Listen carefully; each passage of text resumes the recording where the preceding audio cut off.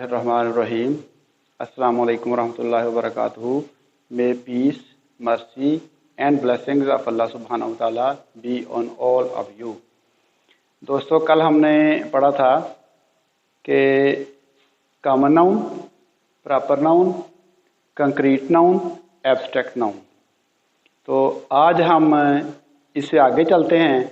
आज हम पढ़ते हैं कलेक्टिव नाउन्स, काउंटेबल नाउन्स और अनकाउंटेबल नाउन्स।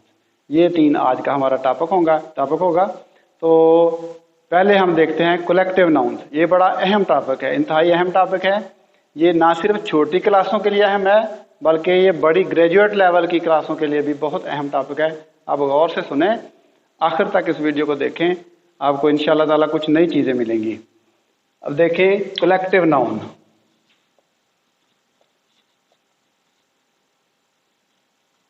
कलेक्टिव नाउन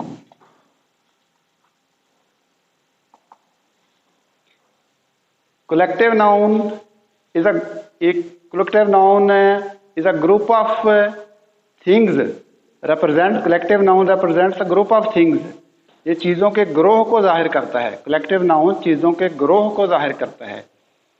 जिस तरह से आप देखें, हर्ड ऑफ कैटल, मवेशियों का ग्रुप, क्लास ऑफ स्टूडेंट्स, देखें ये कलेक्टिव नाउन्स हैं।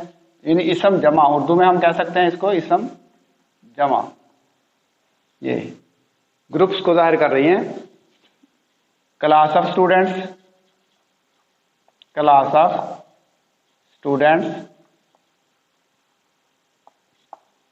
आर्मी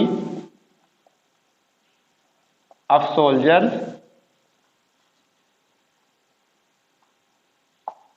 ज्यूरी ऑफ जजेस,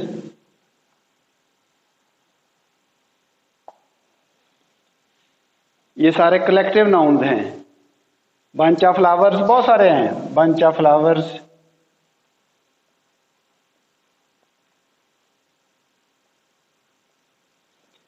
इसी तरह से बंच ऑफ ग्रेप्स भी हो सकता है। Pack of hounds,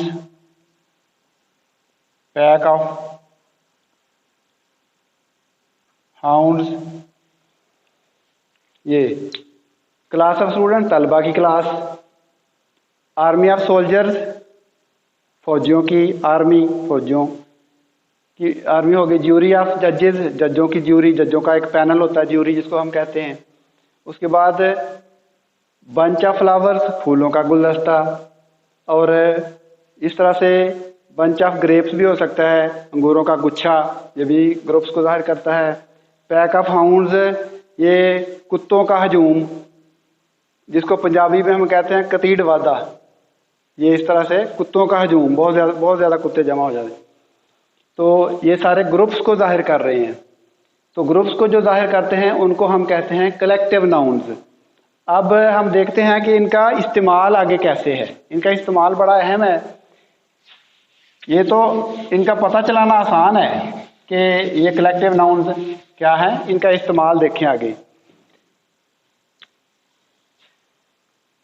the jury, बाज़ औक़ात ये जमा के तौर पे इस्तेमाल होते हैं और बाज़ औक़ात ये प्लूरल के तौर पे, बाज़ औक़ात प्लूरल जमा के तौर पे और बाज़ औक़ात ये सिंगुलर के तौर पे, वाहिद के तौर पे इस्तेमाल होते हैं। दोनों सूरतों में ये इस्तेमाल हो सकते हैं। और बीए में और ग्रेजुएशन लेवल पे इस तरह की कोई ना कोई गलती ऐसी वो देते हैं, स्टूडेंट्स के लिए कोई एरर ऐसा दे देते हैं जिससे स्टूडेंट्स कंफ्यूज होते हैं।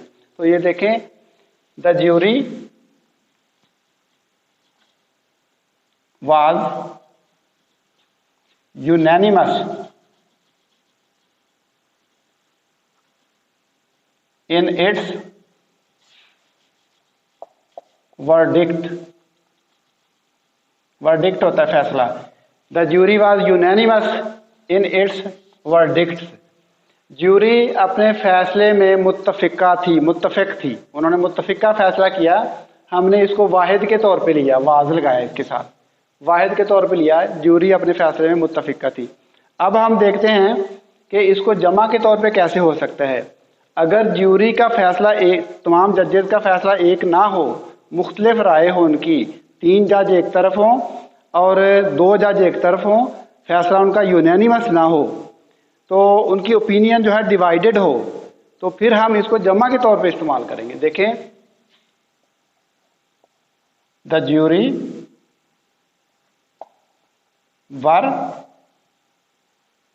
Divided in its opinion. The jury was divided in its opinion. Jury अपनी राय में डिवाइडेड थी, तकसीम थी, मुनकसिम थी।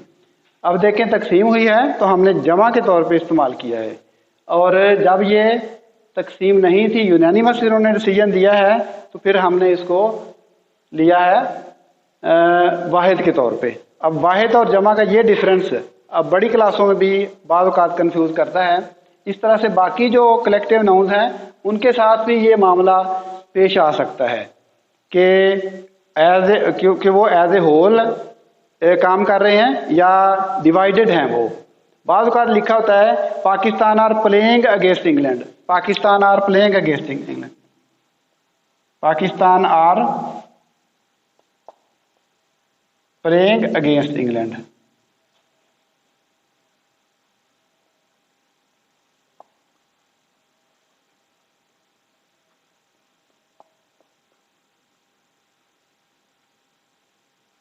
इंग्लैंड, पाकिस्तान इंग्लैंड के खिलाफ खेल रहा है। अब इसमें आर, पाकिस्तान के साथ आर लगाया है, पाकिस्तान इज प्लेइंग होना चाहिए था वैसे तो, हम सोचेंगे कि ये क्यों लगाया है, लेकिन यहाँ पे टीम जो है, पाकिस्तान की टीम रिप्रेजेंट कर रही है पूरे पाकिस्तान को इंडिविजुअली। टीम जो है उसके इंडिविजुअल मेंबर्स की परफॉर्मेंस है, ये भी उसी तरह से, जिस तरह से ऊपर वाला है इस तरह से पाकिस्तान आर, आप देखेंगे अक्सर लिखा होता है, तो ये भी उसी सूरत हाल में ये बन जाता है। तो ये है, आपने समझा कलेक्टिव नाउन। उम्मीद है कि आपको इसकी समझ आ गई होगी। तो इसके साथ ही अगले लेसन तक अल्लाह हाफिज़।